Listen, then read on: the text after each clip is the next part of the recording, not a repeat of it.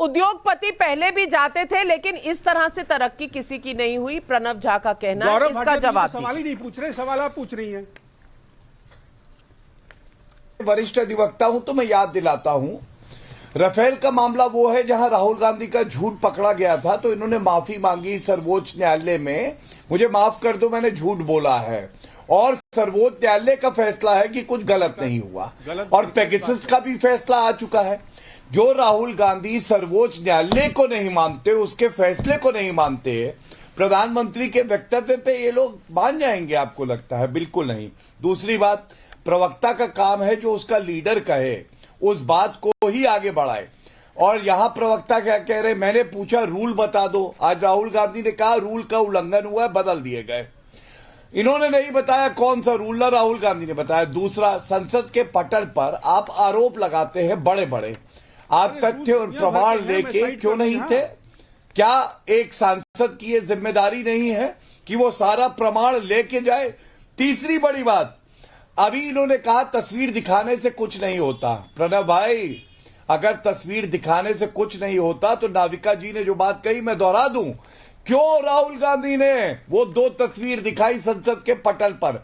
इसका मतलब नाविका जी, ओछी हल्की घटिया राजनीति करना, और जो हमारा देश मजबूत हो रहा है, अर्थव्यवस्था मजबूत हो रही है, उस पे कहीं ना कहीं जो है चोट पहुंचाना है। अब मैं एक बड़ी बात आपको बताता हूं, अगर पालन पोषण की बात हो, 1988 में अदानी एंटरप्राइजेस का जन्म हुआ, कांग्रेस की सरकार थी। उसके बाद अदानी ग्रुप बढ़ा कब?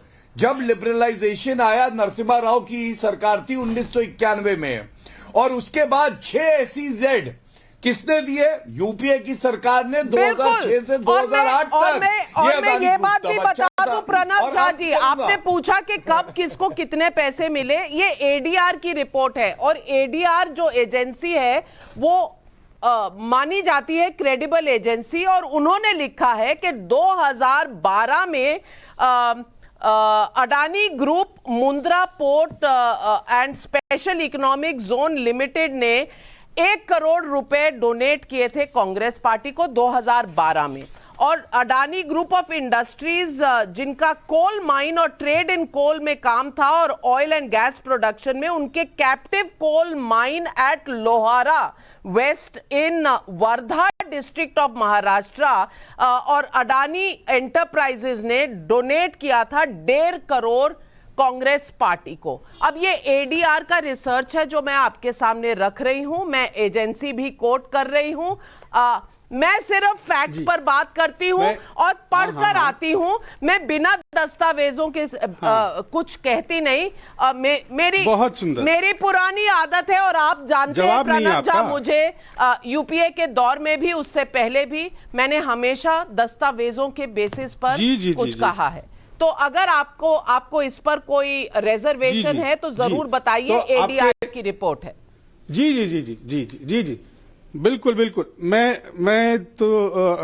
अब जो गुजरात और हिमाचल के चुनाव के समय जो फंडिंग था उसका आंकड़ा निकाल रहा था, तो मैं आपके दर्शकों को बता दूं कि आपने 1 करोड़ और 1.5 करोड़ रुपए का, कि जिस समूह की हैसियत उस समय 30,000 करोड़ की, 35,000 करोड़ की थी, वो 1 करोड़ और 1.5 करोड़ रुपए दे रहा था। पर दे रहा था इस समय अगर सिर्फ गुजरात की बात करें और हिमाचल की बात करें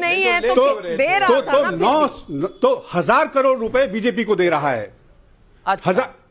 तो मुद्दा वहां 10 व्यवसायी और हैं, 10 व्यवसायी और हैं, और वो व्यवसायी आज जो है दूसरे, और वो व्यवसायी जो है 10वें नंबर पर और 5वें नंबर पर नहीं है। रीजू दत्ता जी, मैं आपसे पूछना चाहती हूँ, पहले हम आरोप लगाएंगे, क्या ये सही है? 1 मिनट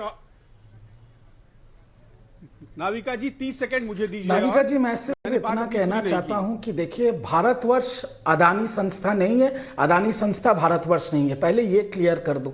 हमारे देश के प्रधानमंत्री को सिर्फ इतना जवाब देना है कि गरीब लोगों के जो LIC और SBI के पैसे इस संस्था में लगे हुए हैं वो सुरक्षित है कि नहीं है।